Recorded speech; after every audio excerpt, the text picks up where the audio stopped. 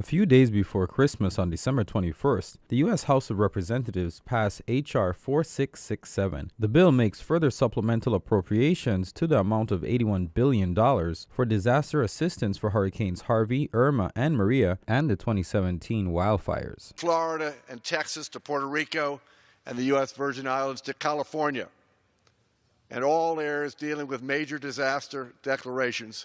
This Congress is committed to helping you. Congress has already provided $51.75 billion in two separate supplemental bills for these ongoing efforts. With this third tranche of emergency funding, we will bring total funding for fiscal year 2018 emergency response to $132 billion. The bill, while far-reaching in bringing aid to many of the disasters of 2017, during floor debate was criticized by some House representatives to be underserving of the territories Puerto Rico and the U.S. Virgin Islands. But I can't in good conscience vote for this bill.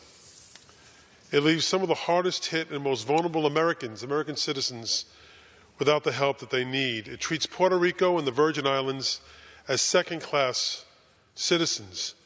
Not second-class people, but second-class, literally, citizens, and will slow the efforts there to rebuild. And I appreciate Mr. Culberson's saying that the people of Puerto Rico and the Virgin Islands are a long way from recovery.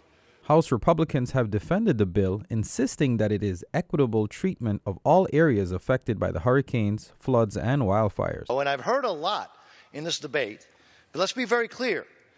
This bill treats Florida, the folks in Florida, Texas, Puerto Rico, the U.S. Virgin Islands, and California exactly the same. Exactly the same. Significant portions, Mr. Speaker, of my district were hit hard by Hurricane Irma. Communities are still working to get back on their feet. Communities like Everglade City and Chokoloskee and Plantation Island and Immokalee and Montura Ranch. This bill helps meet our federal obligation to ensure the full appropriate federal commitment is there for long-term recovery. Virgin Islands delegate to Congress Stacey Plaskett urged her colleagues to vote no on the measure by stating, "As I have said previously when this measure was unveiled, the funding in this bill is woefully insufficient and it has not improved.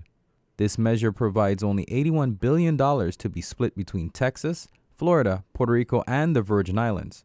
If history is any guide, we can expect that the bulk of that money will not reach the Virgin Islands. Making the Virgin Islands whole will take years, not months, and requires a long-term commitment by the federal government. This bill fails that test, fails the Virgin Islands, and I cannot support it. In the coming months, I will continue pushing for additional aid and a bill that allocates resources commensurate to the severity of the situation in the Virgin Islands. Anything less is unacceptable." As the bill is currently waiting to go through the U.S. Senate for their approval, the first few months in 2018 is turning out to be crucial to the recovery of the Virgin Islands as the much-needed funding makes its way through Congress.